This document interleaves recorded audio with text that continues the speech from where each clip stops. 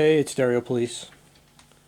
I'm back with the part 2 of the Cornwall 3 review.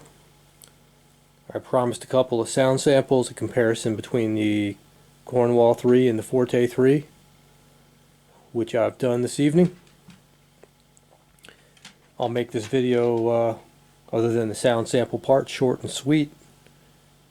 I recorded the Cornwall 3s from my listening position, pretty much what you see right here. I'm sitting in a chair, and I use my best microphone. It's not the greatest microphone, but it does a pretty good job. It does tend to emphasize the bass. So when you hear the Cornwall 3 sample, you'll hear that first, and the bass just seems to be, when I listen back to it on headphones, the bass just seems to be a little bit more emphasized than it is in reality.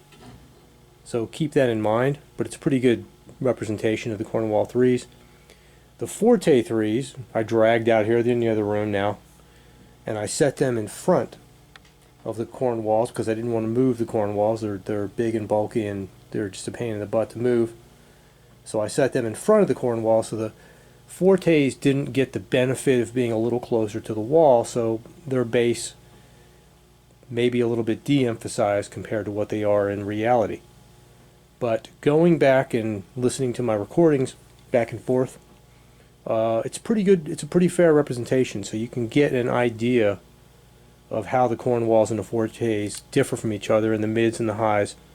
You know, they're fairly close. They're horn loaded. They're similar designs, but you know, hopefully you'll get a feel for the differences between the two, to the extent you can, you know, over, you know, from a YouTube video. But I think it's worth the exercise. So I'm going to play a sample, a song through the Cornwalls first, and I don't know how many minutes. I didn't do quite the whole song, maybe almost all of it. And then I'm going to switch over to the Forte 3s second. So you can memorize time points in the video and go back and forth to compare the two if you want. That's what I usually do. So that's about it.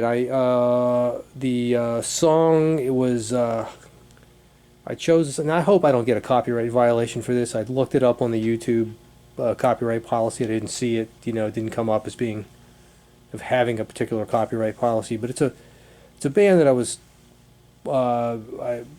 just started watching them. It was a suggestion on YouTube, Bass G, and they're kind of a jazz band. Where are they from? Hell, I don't even remember where they're from. Indonesia or something like that.